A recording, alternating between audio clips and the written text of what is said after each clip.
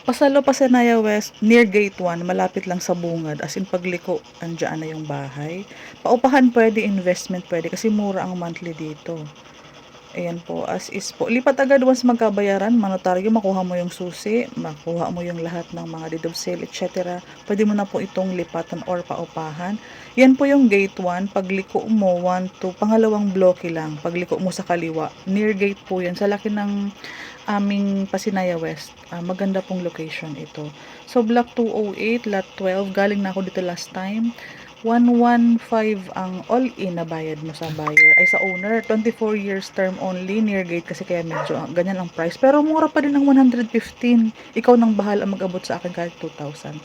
2,260 ang monthly, 10 months paid, inner alley bear type. October 24 ang start nung makakasalo.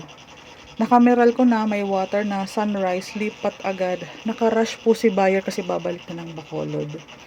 So, ito po is mga low cash out natin. Maganda yan, mga 2,200 lang ang monthly mo. Kung gusto mo talaga magkaroon ng sariling bahay, hindi ka qualified sa pag-ibig, wala. Sa mga wala pong requirements pero gusto magkaroon ng sariling bahay, investment, paupahan o titirahan po, pwede ka po sa Pasalo. Kasi si Pasalo is loan take out na siya. I-assume balance mo na lang siya. Ikaw na po ang second owner ng bahay. Ikaw ang magtutuloy ng bayad sa pag-ibig.